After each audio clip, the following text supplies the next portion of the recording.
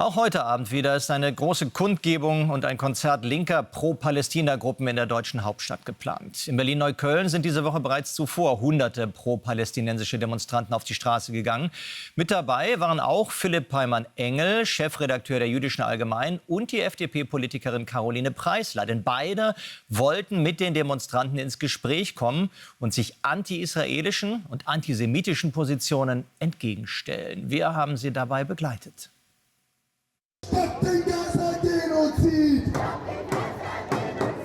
Sie werfen Israel einen Völkermord in Gaza vor, bezeichnen das Land als Terrorstaat. Seit dem Hamas-Angriff auf Israel am 7. Oktober ist Caroline Preisler regelmäßig bei pro-palästinensischen Demonstrationen. Verbale, aber auch körperliche Angriffe sind für sie zur Normalität geworden. Gewalt ist einfach inzwischen Teil des Diskurses geworden. Es war vorher nicht so. Ich gehe seit vielen Jahren zu Versammlungen, die eben auch antisemitisch sind, um dort Gegenrede zu halten. Aber was ich hier erlebe an Gewalt und auch der Verteidigung gewaltvollen Vorgehens, das habe ich so in der Ausprägung noch nicht erlebt. Glaubt israelischen Frauen steht auf Preislers Plakat. Sie will ins Gespräch kommen und auf die sexuelle Gewalt gegen weibliche Geiseln aufmerksam machen. Doch eine Distanzierung von der Terrororganisation Hamas sucht man bei den Demonstranten vergeblich. Stattdessen Antisemitismus pur. Und der israelische Besatzer ist ein Gift. Die zionistische Bewegung ist Gift. Und dieser Gift sollte behandelt werden. Vor Ort ist auch Philipp Peimann-Engel, Journalist und Chefredakteur der Jüdischen Allgemeinen. Er will sich ein Bild von der Demonstration machen. Überraschen tun ihn die Redebeiträge nicht.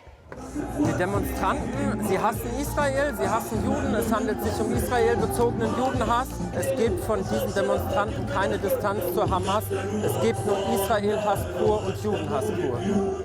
An diesem Abend geht die Demonstration ohne größere Zwischenfälle zu Ende. Caroline Preisler will auch in Zukunft den Dialog suchen und den israelischen Geiseln eine Stimme geben.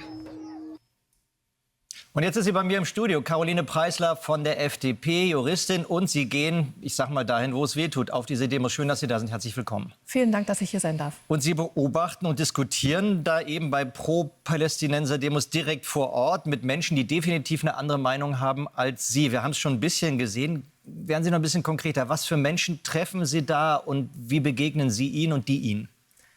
Ich treffe tatsächlich sehr unterschiedliche Menschen. Also Leute, die Wurzeln im Gazastreifen haben, ebenso wie Altlinke. Ich treffe Menschen, die regelmäßig zu Demonstrationen gehen, weil sie dort die Action suchen.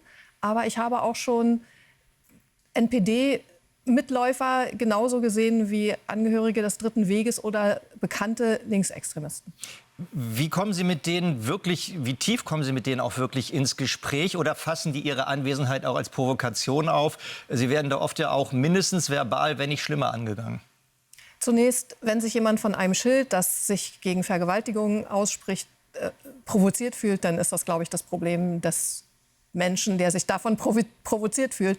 Denn an der Aussage selbst ist nichts falsch. Wenn da kein Konsens herrscht, denke ich, dann haben wir tatsächlich ein gesellschaftliches Problem auch. Aber es kommt immer wieder zu Gesprächen, auch zu längeren Gesprächen. Sie sind jetzt nicht vertieft, aber ich gehe ja 2-3 Mal in der Woche zu solchen Versammlungen und ich rechne damit, dass steter Tropfen den Stein höhlt und dass meine Anwesenheit dazu führt, dass es eben überhaupt dazu kommt, dass dieser zerrissene Gesprächsfaden wieder geknüpft wird. Denn wir können die Bewegung, diesen Islamismus ja nicht einfach laufen lassen, ohne als Politik darauf zu antworten. Also ist das ja schon ein gesellschaftliches Problem, dass solche Demos stattfinden, man teilweise die Rufe nicht verstehen kann. Dann würden die Demos auch zum Teil unterbrochen von der Polizei. Aber dass diese Menschen auch mit offenen antijüdischen oder Judenhass auf die Straße gehen, also wenn man da mit Kipper mitlaufen würde, das wäre schon fast Selbstmord.